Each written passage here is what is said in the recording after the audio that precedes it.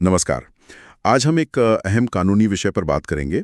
Hindu marriage act 1955 के तहत जो पिटिशंस फाइल होती हैं और उनका क्या प्रोसेस है। हमारे पास इससे जुड़े कुछ लीगल एक्सर्प्स हैं। हमारा मकसद है इन लीगल प्रोसेसेस की जो मुख्य बातें हैं उनको समझना। कौन सी पिटिशन कब फाइल होती है, किन बातों का ध्यान रखना होता है। बिल्कुल, ये समझना ज़रूरी है कि ये प्रोसीजर्स कैसे काम करते हैं। हालांकि एक बात ध्यान रखनी होगी कि हमारे सोर्सेज में जजों के कोई एग्जैक्ट कोर्ट्स या स्पेसिफिक केस लॉज का जिक्र नहीं है, तो हम जो अवेलेबल जानकारी है उसी पर फोकस करेंगे, मतलब प्रोसीजरल एस्पेक्ट्स पर। ठीक है, तो चलिए इस जानकारी को थोड़ा और समझते हैं। सबसे पहले इस एक्ट में कई तरह की पिटिशंस होती हैं। कुछ जो मेन पिटिशंस हैं उनसे शुरू करें। हाँ, क्यों नहीं। सबसे पहले बात करते हैं सेक्शन 9 की। ये है रेस्टिट्यूशन ऑफ कॉन्जुगल राइट्स के लिए, मतलब दाम्पत्य अधिकारों की बहाली। अच्छा, रेस्टिट्यूशन ऑफ कॉन्जुगल राइट्स, ये कब लागू होता है? ये तब होता है जब हस्बैंड या वाइफ में से कोई एक बिना किसी रीजनेबल कॉज के, मतलब बिना किसी वाजिब वजह के दूसरे का साथ छोड़ दे, अलग रहने लगे। ओह, तो जो पिटिशन फाइल होती है उसमें ये साफ तौर पर कहना पड़ता है कि दूसरा पार्टी बिना किसी वैलिड रीजन, बिना उचित कारण के विथड्रॉ कर गया है सोसाइटी से। इसका जो असल मकसद है वो टूटे रिश्ते को एक तरह से जोड़ने का प्रयास करना है। अच्छा, तो ये बेसिकली एक सुलह की कोशिश है। ठीक है। और मान लीजिए कोई कानूनी तौर पर अलग रहना चाहता है लेकिन डिवोर्स नहीं लेना चाहता, उसके लिए भी कुछ है? हाँ, उसके लिए सेक्शन 10 जुडिशियल सेपरेशन। इसमें कोर्ट अलाउ करता है कि पार्टीज लीगली सेपरेट रह सकती हैं, अलग रह सकती हैं, जबकि मैरिज टेक्निकली अभी भी वैलिड है। मतलब शादी खत्म नहीं होती? नहीं, शादी खत्म नहीं होती। ये एक तरह से कह सकते हैं कि डिवोर्स से पहले का एक स्टेप हो सकता है। कई बार लीगल सेपरेशन मिल जाता है। समझ गया। और कुछ शादियां ऐसी भी होती होंगी जो शायद शुरू से ही वैलिड ना हो कानून की नजर में, उनके लिए क्या प्रोविजन है? बिल्कुल, उसके लिए है सेक्शन 11। ये है नलिटी ऑफ मैरिज के लिए, मतलब शादी को वॉइड डिक्लेयर करवाना, शून्य घोषित करवाना। वॉइड मतलब वो शादियां जो कानून की जो मैंडेटरी कंडीशंस है उनको पूरा ही नहीं करती। जैसे मान लीजिए प्रोहिबिटेड रिलेशनशिप में शादी हो गई हो, या फिर बाइगैमी का केस हो, मतलब पहले से शादीशुदा होते हुए दूसरी शादी कर लेना। अच्छा, तो ऐसी शादियों को सेक्शन 11 के तहत वॉइड डिक्लेयर किया जा सकता है।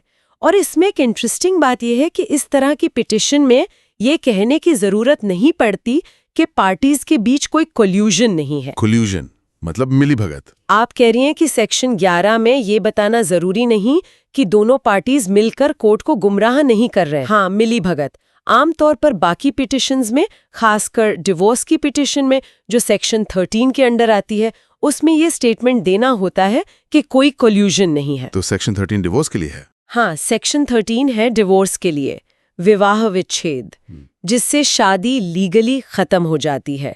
इसके कई ग्राउंड्स हो सकते हैं, जैसे एक कॉमन ग्राउंड है क्रूएलिटी। क्रूअल्टी यानी क्रूरता? हाँ, क्रूरता। अगर क्रूएलिटी के ग्राउंड पे डिवोर्स फाइल किया जा रहा है तो पिटिशन में ये भी साफ साफ लिखना होता है कि पिटिशनर ने उस क्रूएलिटी को कंडोन नहीं किया है। कंडोन, इसका क्या मतलब हुआ? कंडोन करने का मतलब है माफ कर देना या अनदेखा कर देना। मतलब ऐसा नहीं होना चाहिए कि क्रूएलिटी हुई और उसके बाद पार्टीज नॉर्मल तरीके से साथ रहने लगे जैसे कुछ हुआ ही ना हो। कोर्ट ये देखती है कि क्या उस एक्ट को माफ तो नहीं कर दिया गया है। अच्छा, तो ये भी बताना जरूरी है कि माफ नहीं किया है?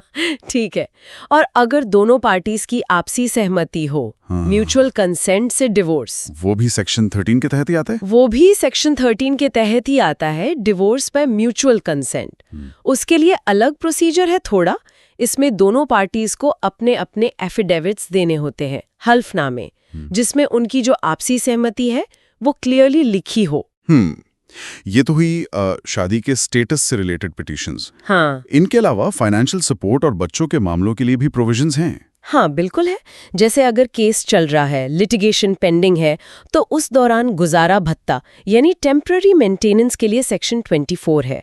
इसे कहते हैं मेंटेनेंस पेंडेंटे लाइट। मेंटेनेंस पेंडेंटे लाइट मतलब केस के दौरान का खर्चा? एग्जैक्टली। और जब केस का फैसला हो जाता है, मतलब डिवोर्स या जुडिशियल सेपरेशन की डिग्री मिल जाती है, उसके बाद परमानेंट एलिमनी और मेंटेनेंस के लिए सेक्शन 25 है। परमानेंट एलिमनी एंड मेंटेनेंस, ठीक है। और बच्चों से जुड़े मामलों के लिए, जैसे उनकी कस्टडी कौन लेगा, उनकी देखभाल कैसे होगी, उसके लिए सेक्शन 26 है, कस्टडी ऑफ चिल्ड्रन। इसमें सबसे इम्पॉर्टेंट प्रिंसिपल होता है बच्चे का welfare. Welfare of the child is Paramount. बच्चे का कल्याण सर्वोपरि, ये तो बहुत जरूरी बात है। अच्छा, ये जितनी भी पिटीशंस हैं, इनको फाइल करते समय कुछ खास फैक्ट्स, कुछ जानकारी देना मैंडेटरी होता होगा? हाँ बिल्कुल, कुछ बेसिक फैक्ट्स तो हर पिटिशन में क्लियरली मेंशन करने पड़ते हैं, जैसे कि शादी की तारीख और जगह, ओके। पति पत्नी का शादी से पहले और शादी के बाद का डोमिसाइल और रेजिडेंस, वो आखिरी बार एक साथ कहाँ रहे थे। अगर बच्चे हैं तो उनकी डिटेल्स, उनकी उम्र, क्या पहले भी उनके बीच कोई लीगल प्रोसीडिंग्स हुई हैं, उसका भी जिक्र करना होता है। और अगर कोई मैट्रिमोनियल ऑफेंस हुआ है जैसे क्रूएल्टी या अडल्ट्री, तो उसका टाइम और प्लेस स्पेसिफाई करना होता है। और सबसे आखिर में आप कोर्ट से क्या रिलीफ मांग रहे हैं वो क्लियरली बताना होता है। ये सब डिटेल्स देनी होती हैं। और पिटिशन फाइल कहाँ होगी, मतलब कौन सी कोर्ट का जुरिस्डिक्शन होगा, ये कैसे तय होता है? हाँ, जुरिस्डिक्शन का पॉइंट भी इम्पोर्टेंट है। इसके लिए एक्ट में बताया गया है। नॉर्मली पिटिशन डिस्ट्रिक्ट कोर्ट में फाइल होती है, या जहाँ फैमिली कोर्ट्स बन गई हैं वहाँ फैमिली कोर्ट में। डिस्ट्रिक्ट कोर्ट या फैमिली कोर्ट? हाँ, अब जुरिस्डिक्शन किस बेसिस पे तय होगा, तो कई ग्राउंड्स हैं। जहाँ शादी हुई थी उस जगह की कोर्ट में फाइल कर सकते हैं। ओके। जहाँ रिस्पोंडेंट, मतलब जिसके खिलाफ पिटिशन फाइल की जा रही है, वो रहता है, वहाँ की कोर्ट में। या फिर जहाँ दोनों पार्टीज आखिरी बार साथ रहे थे उस जगह की कोर्ट में। अच्छा, कई ऑप्शंस हैं। हाँ, और वाइफ अगर पिटिशनर है तो उसके लिए एक एडिशनल ऑप्शन है। वो जहाँ पिटिशन फाइल करते समय रह रही है वहाँ की कोर्ट में भी केस फाइल कर सकती है। ये तो वाइफ के लिए एक सुविधा है। बिल्कुल। और जो बड़े शहर हैं, मेट्रो सिटीज जैसे मुंबई, कोलकाता, चेन्नई, वहाँ सिटी सिविल कोर्ट होती है, तो वहाँ ये मामले सिटी सिविल कोर्ट में जाते हैं। समझ गया। अच्छा, एक और बात मैंने सुनी थी कि शादी के फौरन बाद डिवोर्स फाइल नहीं कर सकते, कुछ टाइम लिमिट होती है। हाँ, आप सही कह रहे हैं। वो है सेक्शन 14। इसके अनुसार नॉर्मल सर्कमस्टेंसेस में शादी के 1 साल के अंदर डिवोर्स की पिटिशन फाइल नहीं की जा सकती। 1 साल तक नहीं? क्यों? इसके पीछे शायद सोच ये है कि पार्टीज को थोड़ा टाइम मिले रिश्ते को समझने का, सुलझाने का, एकदम जल्दबाजी में डिवोर्स ना हो। हाँ, लेकिन इसका एक एक्सेप्शन है। एक्सेप्शन? हाँ, अगर कोई एक्सेप्शनल हार्डशिप का केस है पिटिशनर के लिए, या फिर रिस्पोंडेंट की तरफ से कोई एक्सेप्शनल डिप्राविटी, मतलब असाधारण क्रूरता जैसा कुछ है, तो कोर्ट की स्पेशल परमिशन लेकर 1 साल से पहले भी पिटिशन फाइल की जा सकती है, but that requires courts permission. Okay, तो स्पेशल केसेस में ही मुमकिन है, वो भी कोर्ट की इजाजत से। जी। तो अगर हम संक्षिप्त में देखें, हर पिटिशन में कुछ बेसिक बातें तो कहनी होती हैं, राइट? बिल्कुल।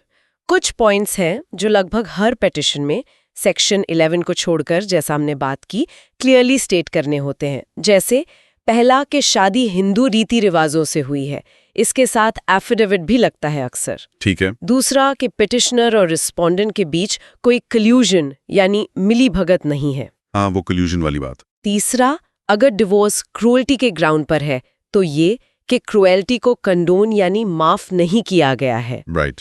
चौथा, अगर म्यूचुअल कंसेंट से डिवोर्स है तो दोनों पार्टीज के एफिडेविट्स लगे हुए हैं। पांचवा, अगर सेक्शन 9 की पिटिशन है, रेस्टिट्यूशन वाली, तो ये बताना कि रिस्पोंडेंट बिना किसी रीजनेबल कॉज के अलग हुआ है।